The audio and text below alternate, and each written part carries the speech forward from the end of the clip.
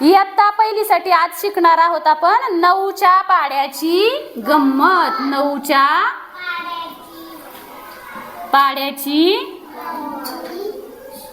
काय शिकणार आहे आपण आज? गंमत. बघा, तुम्हाला मी चढता आणि उतरता क्रम शिकवलेला आहे पहिलीला. 1 ते 9 संख्यांचा चढता क्रम पण शिकवलाय आणि उतरता क्रम पण शिकवलेला आहे.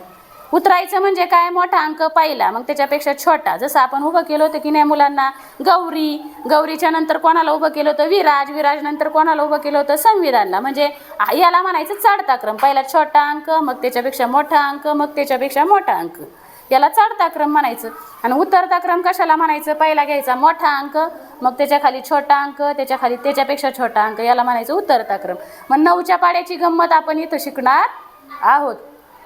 पहिला लिहायचा 9, 9च्या नंतर लिहायचा 8, 8च्या नंतर लिहायचा 7, 7च्या नंतर 6, नंतर 5, नंतर 4, नंतर 3, नंतर 2 आणि नंतर 1.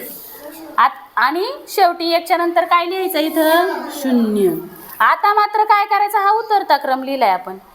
आता आपल्याला लिहायचा आहे चढता क्रम. पण चढता क्रम लिहिताना 9ला सोडून द्यायचा, इथून लिहायचा 1, 2, 3, 4, 5, 6, 7, 8, 9. झाला की नाही आपला 9चा पाडा तयार.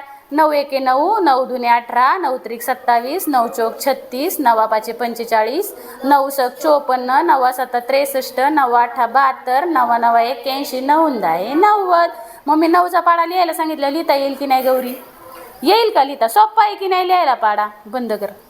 अशा पद्धतीने आपण पाडा तयार करू शकतो.